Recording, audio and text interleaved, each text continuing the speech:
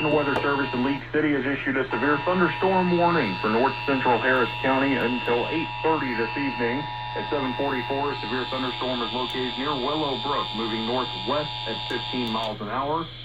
Hazards include potential quarter-size hail, which is radar indicated. Again, this is a severe thunderstorm warning for north central Harris County until 8:30 this evening. This concludes activation of the Houston Area Emergency Alert System.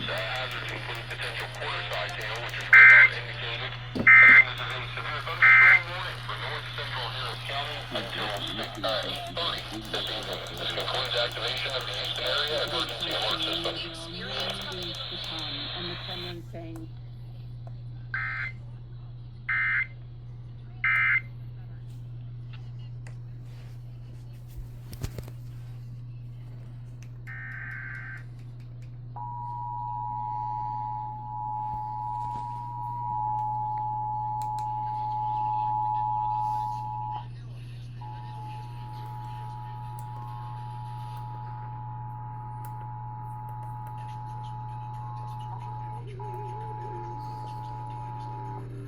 The National Weather Service in League City has issued a severe thunderstorm warning for north central Harris County until 8:30 this evening.